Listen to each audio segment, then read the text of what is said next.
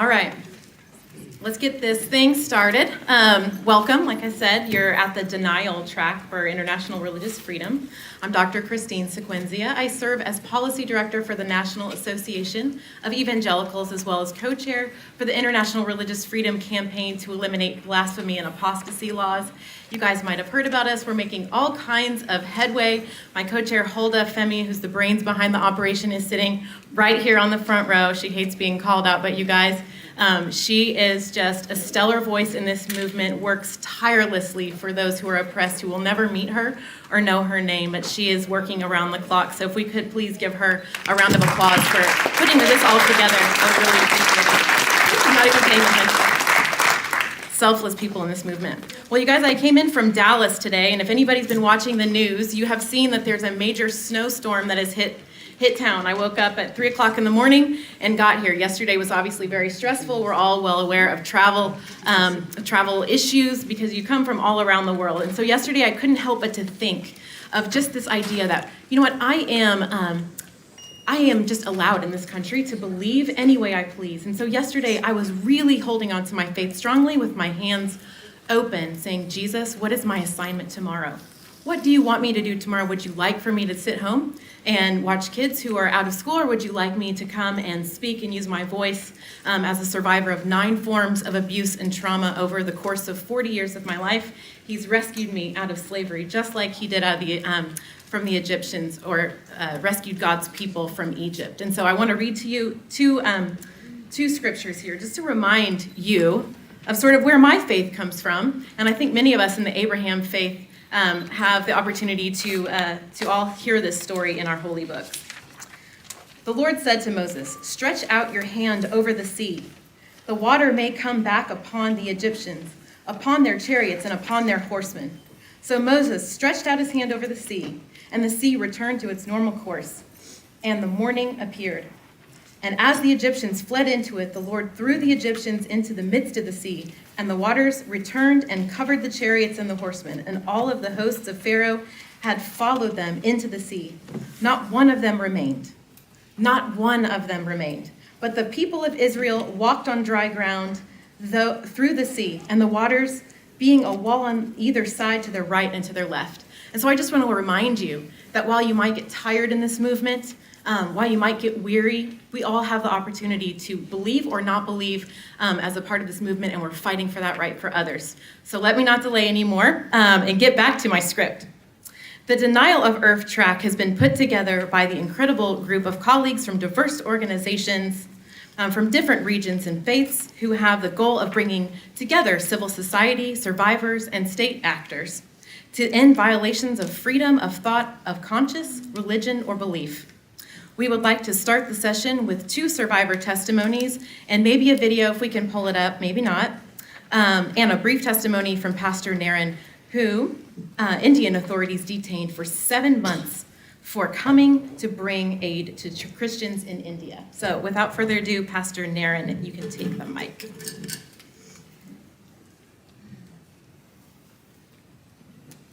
And thank you for this opportunity to be here today. I am Bryan Nerren. I'm a pastor in Shelbyville, Tennessee, and missionary to Nepal and Northeast India for the past 21 years. In October of 2019, we were on our normal trip to host training conferences in Nepal. While traveling through India, I was arrested for trying to help Indian children.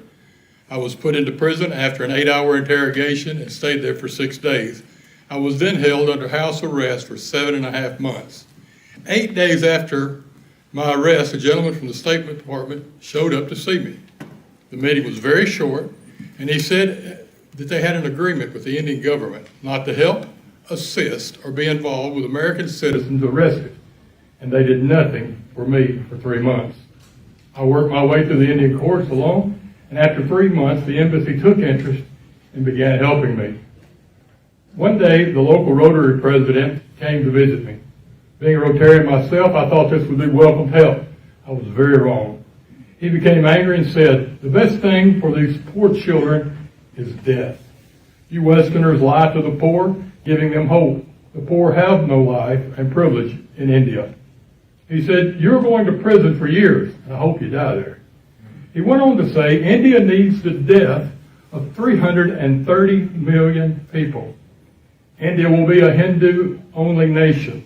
Every person will convert, leave the country, or be eliminated. This man was a local leader of the BJP party. From that first day, C.C. Howell of the American Center of Law and Justice started fighting for my freedom. Every day for 7.5 months, she called, texted, emailed me after those 6 days in prison. She quickly contacted Senators Lankford and Blackburn. Together, they pushed every button in Washington to get me home. They successfully convinced President Trump to get involved. They saved my life and my family. Today, we have the ability and the talent to save the lives of 330 million religious minorities in India. But will we do it? Yesterday, Fiacona released their annual report of persecutions of Christians in India. Just for last year, over 1,300 verified stories.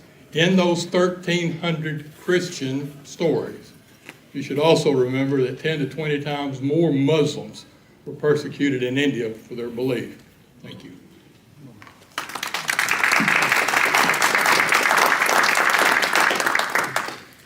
It's now my pleasure and honor to welcome our keynote speaker, Senator Lankford. Senator Lankford has served 4 years in the U.S. House of Representatives he's serving in the U.S. Senate, since 2014. He has been recognized by many organizations for his work toward increased personal freedom, economic growth, and religious liberty. He worked to pass Resolution Res 458, calling for the global repeal of apostasy and blasphemy, and work to insert appropriations language to provide support to countries who take steps to dismantle these egregious laws. Senator Lankford's also a former pastor. Please take it.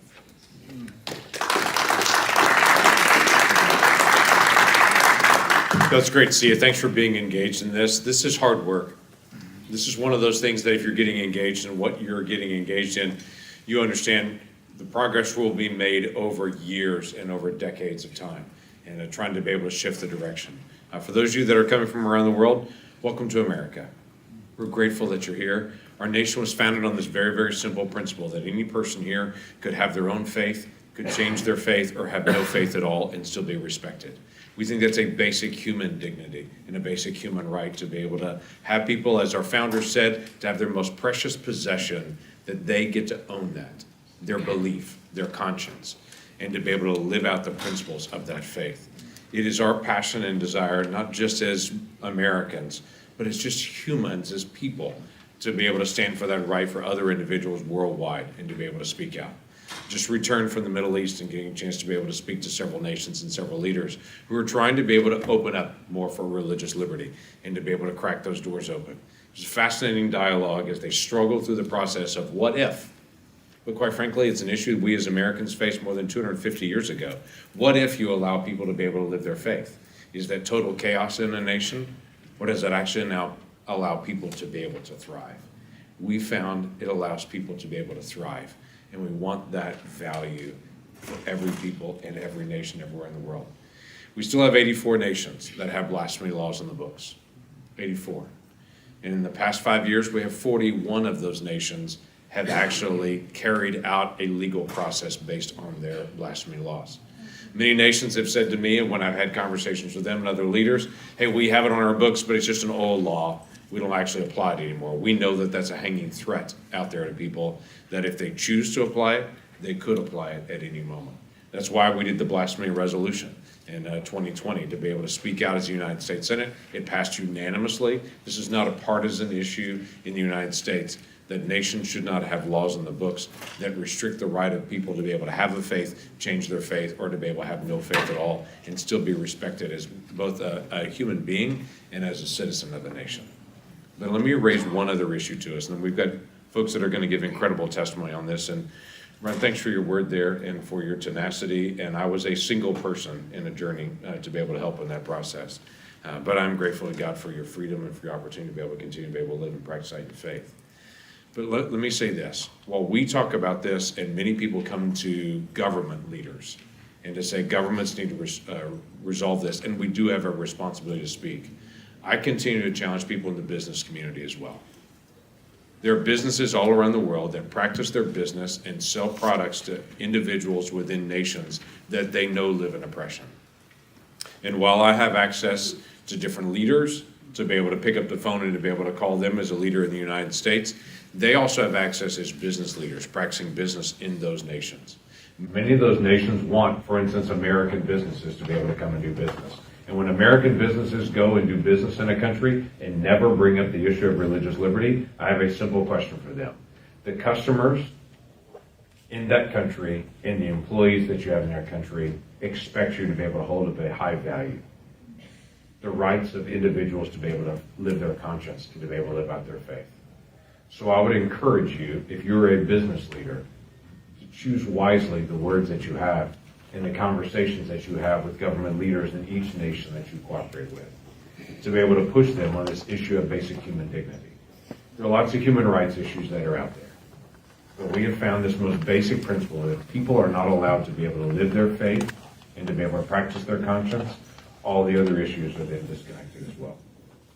I had a fascinating conversation with a friend of mine this weekend who is on a corporate board dealing with diversity, equity, and inclusion. Many different American corporations now have this internal board within their company dealing with what they call diversity, equity, and inclusion. And it sparks this dialogue. And for my friend, and he and I were talking about it, he said for the first time their company internally had this conversation. What if two different points of view come up and they're in conflict with each other? Where do we go on that? What happens then? How do we practice mutual respect as a company? But the dialogue there, he said, then spreads out to issues of faith and this primary issue of what is core within each of us.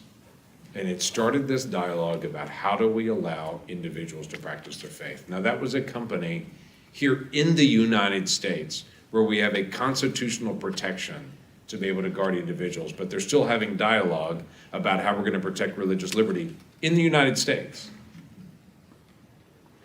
So for companies and for leaders, and specifically I would say to CEOs, we should challenge them.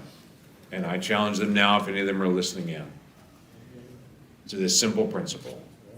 The places where you do business, the people that are there are not just consumers, they are people.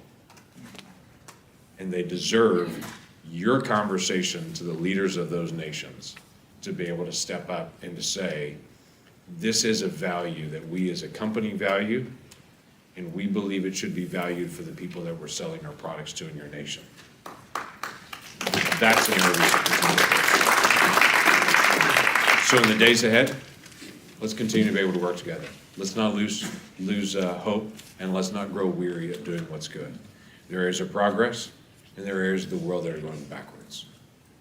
Let's continue to be able to do the work that we're doing, continue to be able to cooperate together, because we value the rights of individuals to be able to have a faith, live their faith, change their faith, or have no faith, and be respected as citizens of nations. God bless you. Thanks for being a part of this dialogue.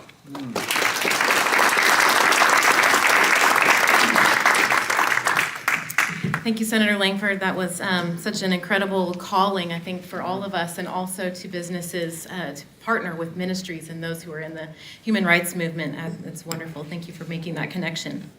So, folks, we're now going to move to 5 prominent denials of international religious freedom, which we plan on focusing over the next 2 days and finding solutions to those in our discussion groups this afternoon. So we're going to welcome up 5 people. First, Nathan Estruth. After him, we'll hear from Joseph Janssen, then Father Khai, Soraya M Deen, and Rabbi Blaich. So if we can start with Nathan, that would be great. You can find their bios on IRFsummit.org. Thank you.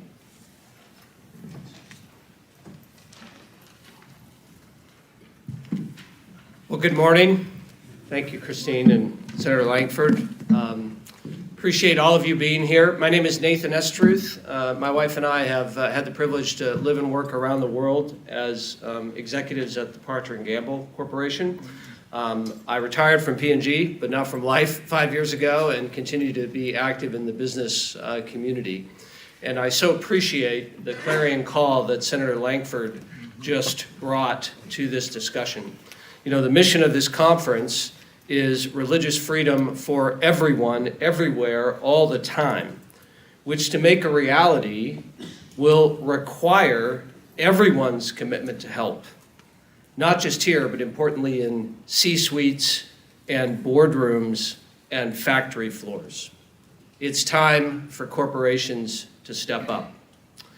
We're going to have a session over lunch to focus on Nigeria and the persecution going on there. We'll talk more about this, but I thought I might just highlight a sense of what businesses could do relative to the persecution that's actively happening in Nigeria as part of this brief talk.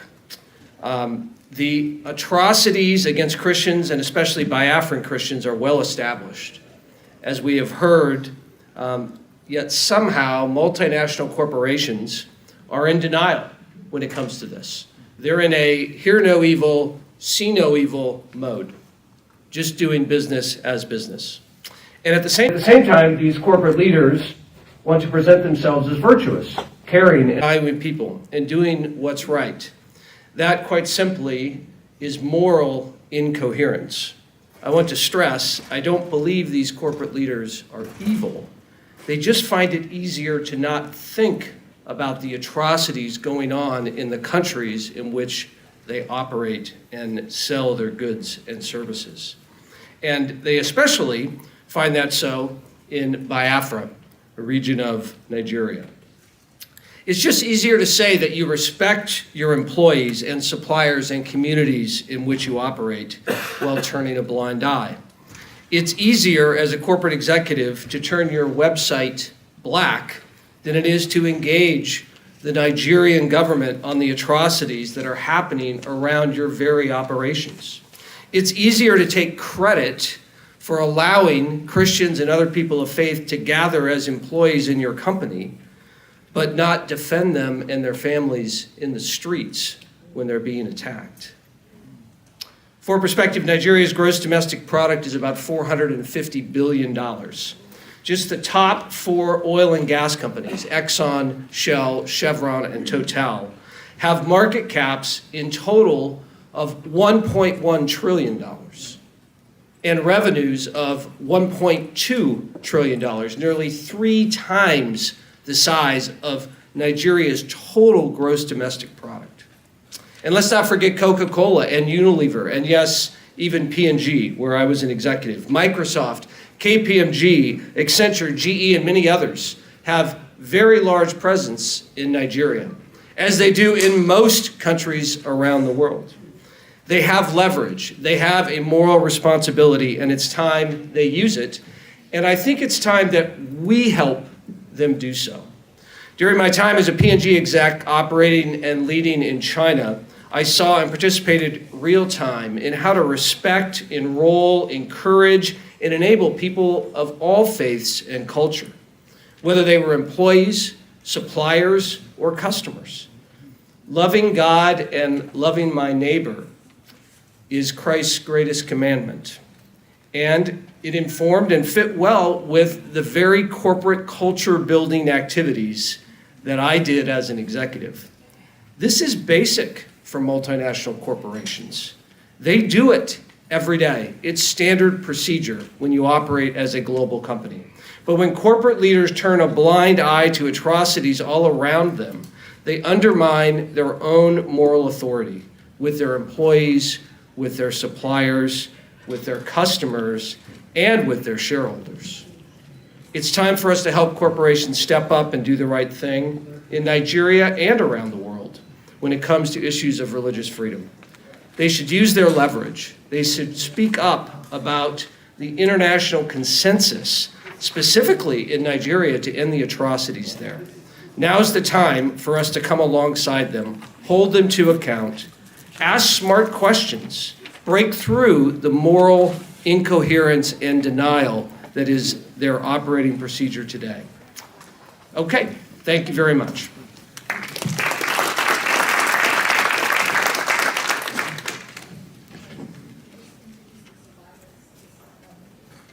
Okay. Senator Lankford, thank you so much for joining us today. If you guys want to give him one more round of applause.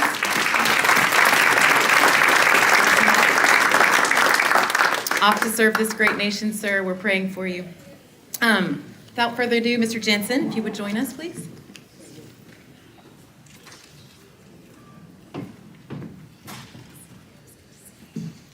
Thank you so much, Christine and Jubilee Campaign, for inviting me.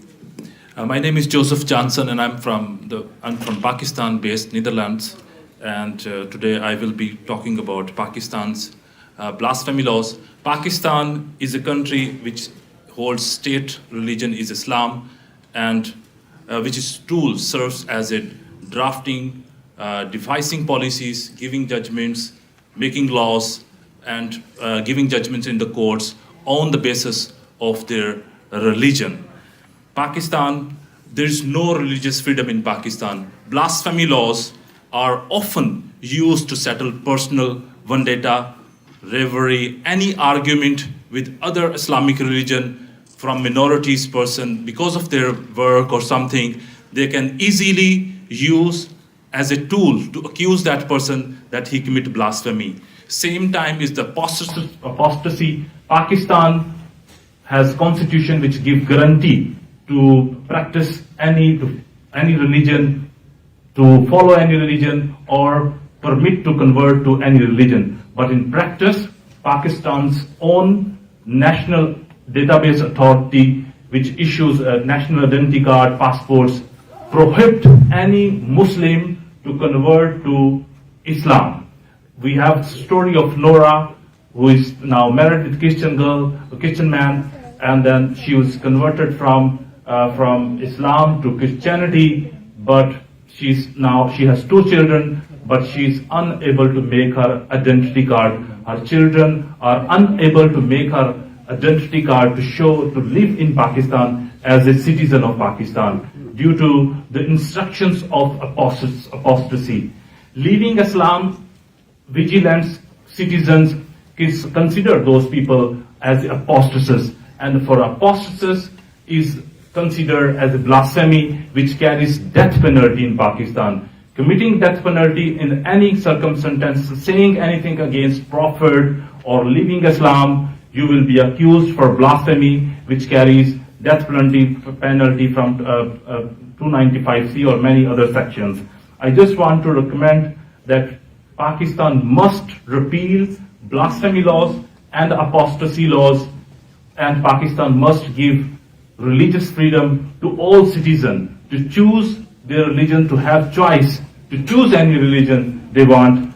And I urge international community and here panel to do whatever they can do so that people can continue follow their religious freedom rights. Thank you so much.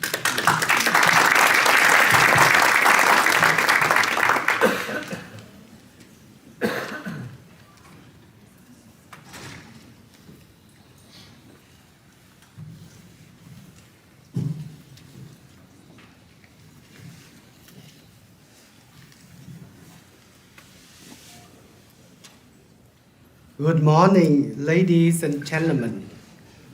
I'm Father Peter Nguyễn Văn Khai, Redemptorist. I came from Vietnam. I was born and raised, and I have worked in communist regime. I have to fight their human rights violation. The communists forbade me to become a priest, so I had to study underground. I had to be ordained and do my pastoral works underground. And I had to pay the price, and I tried to live my God-given rights. In the past, the communists took various measures to destroy religion, and now they use all the tricks. They created state-sponsored churches and placed their members in the leadership position. If that fails, they use violence to suppress churches or bribe leaders of religion. The communists want to turn religion into tools for their domination. The Christians are comprehensively discriminated in every aspect of life. The communist regime now in Vietnam is essentially a red mafia organization. They collude with domestic and foreign capitalists to plunder the property of people and to exploit the workers via hidden human trafficking. They do not respect justice and truth. They persecute everyone who prevented them from plundering. We, Catholic alone, over the last 15 years, have been persecuted in many places. The most notable incident is the Formosa affair. In 2016, the Formosa steel plant released a chemical waste into the sea that caused the dead fish to wash up on about 500 kilometers of coastline. Fishermen and farmers lost their jobs and livelihoods. Many Catholics who dared to seek justice were arrested and sentenced in prison. For example, Lê Đình Lượng, Nguyễn Năng Tĩnh, Bùi Tuấn Lâm. And there are ones of more than 69 prisoners of conscience in our country. A case in point, Nguyễn Văn Hóa, a young Catholic who reported on the Formosa incident, was sentenced to 7 years in prison. And in the last month, the police terrorized and beat him and didn't allow him to see his family, nor receive food and medical supplies. You may have seen picture of himself in the hallway. We Catholic, as well as believers of other religions, need to further commit ourselves for our cause of religious freedom. We also need the support of you, policymakers, government, and international organizations in this endeavor. Thank you for your listening. God bless you and bless our effort.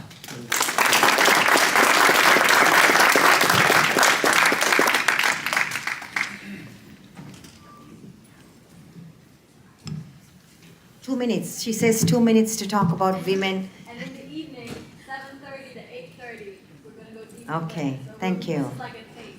Thank you. Where do you think is the richest place in this earth? Without waiting for the answer, because I have 2 minutes, I think it is where women of faith are buried.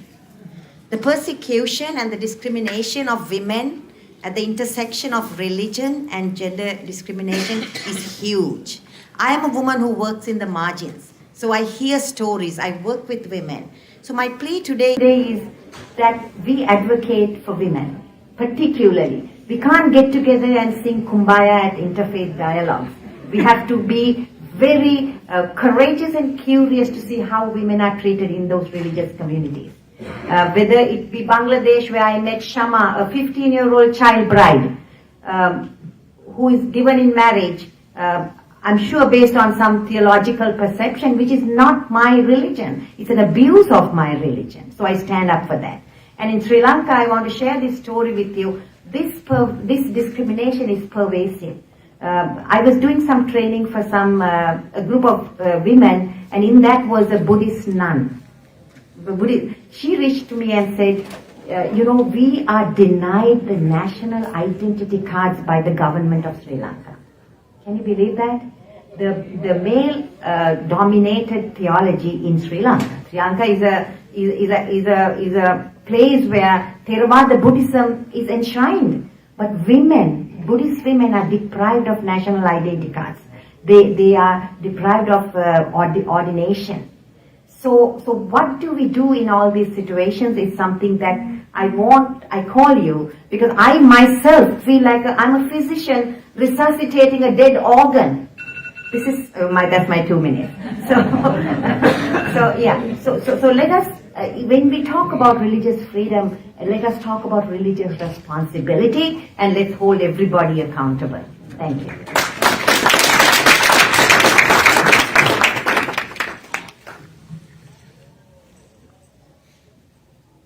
Hello, my name is Rabbi Blaich. I'm the chief rabbi of Kiev and Ukraine. I moved to Ukraine in 1989 lived in the Soviet Union for a number of years, and have been instrumental in rebuilding the Jewish community in Ukraine. Ukraine is now under attack. There's a war going on. There's conflict going on. What is not really known to the world is that since 2000, Russia has been using religion as a tool. Following the footsteps of Tsarist Russia and Soviet Russia, they have been controlling and deciding on convenient religions and non-convenient religions, convenient religious organizations and inconvenient. And it's all done in a very, very open way of supporting those that support the government and persecuting those that do not support the government. The chief rabbi of Moscow has been forced to leave Russia because he did not speak out in support of the war, which is basically an attack on Ukraine. We see it as a national genocide rather than ethnic genocide. I personally was offered by the Russian Secret Service to work for them as chief rabbi of Ukraine, on the condition that I'll support what they do. Right now, Ukraine is under attack. Any Ukrainian religious people within the occupied territories, their churches are shut down, taken away. Synagogues have ceased to function within all the occupied territories as well. So we see how freedom of religion, as was mentioned here on paper, doesn't always mean freedom of religion in practice, and even freedom of religion sometimes means, as we heard, freedom of certain religions and convenient religions. And I want to thank you all for convening, for coming, for participating, for inviting me. I want to mention Agudath Israel of America, one of the convening members, whose representative is here, who has been very supportive of religious freedom throughout the former Soviet Union over the last 35 or 40 years and even more. And thank you all for everything you're doing. God bless you, and may you continue to be successful in bringing the world's attention to this important, important point, that we may all live in harmony, respect one another, and respect each other's beliefs. Thank you so much.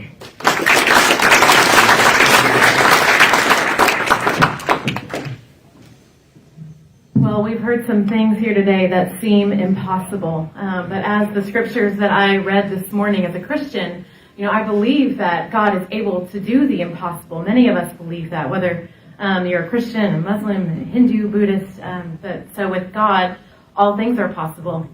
So thank you all to all of our panelists.